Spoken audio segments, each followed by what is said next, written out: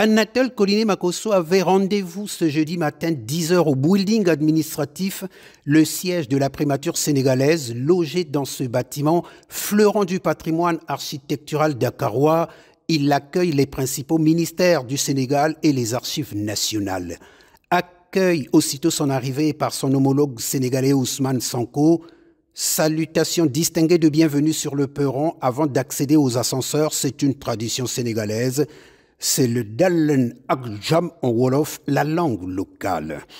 Le protocole dans son agenda avait prévu un tête-à-tête entre les deux premiers ministres, Ousmane Sonko du Sénégal et Anatole Koliné-Makosso du Congo, avant l'ouverture de la réunion bilatérale au cours de laquelle les deux délégations ont échangé sur les questions essentielles et stratégiques qui ont porté sur des thématiques centrées sur la défense et la sécurité, la coopération économique et commerciale, l'enseignement supérieur et l'assainissement.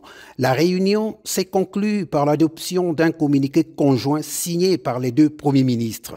Les échanges qualifiés de fructueux ont été délivrés par les deux premiers ministres au cours d'un point de presse, l'occasion pour la presse nationale et internationale de revenir sur le contrat d'affermage et le contrat avec le Rwanda. La Sénélec a remporté cet appel à manifestation d'intérêt, mais sans compter sur les opinions publiques de nos pays respectifs. Je crois que le Sénégal a eu le même problème, nous étions en 1998, lorsqu'il s'est agi de concéder la distribution et la commercialisation de l'électricité à une compagnie qu'on appelait Hydro-Québec.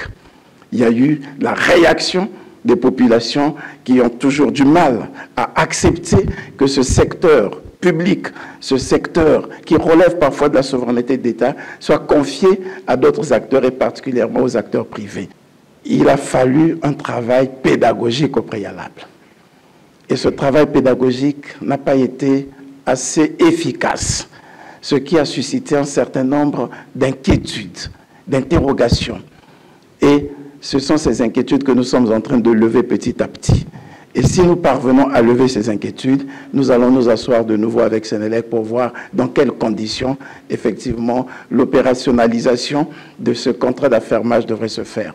Sans doute, avons-nous confondu vitesse avec précipitation. On était tellement sûrs de la volonté de tous d'aller vers la réforme de ce secteur que nous avons voulu anticiper. Les populations nous ont dit « nous avons encore besoin d'en apprendre davantage » et c'est pour cette raison que le Conseil des ministres, sur instruction du Président de la République, nous a simplement demandé de conduire la réforme avec méthode jusqu'à ce que l'ensemble des parties prenantes adhèrent de façon à ce que ce soit une réforme réussie. Il y a des autorisations provisoires d'occuper d'une durée de 2 ans. Si au bout de 2 ans, aucune activité n'a été réalisée, l'autorisation provisoire d'occuper devient nulle. Et lorsque nous avons constaté que les autorisations qui ont été données aux compagnies rwandaises n'ont pas fait l'objet d'exploitation, elles sont rentrées sous le coup de la caducité, elles ont été annulées. Ce qui n'a rien à voir avec la qualité des relations diplomatiques, de coopération que nous entretenons avec le Rwanda, qui sont à ce jour intactes.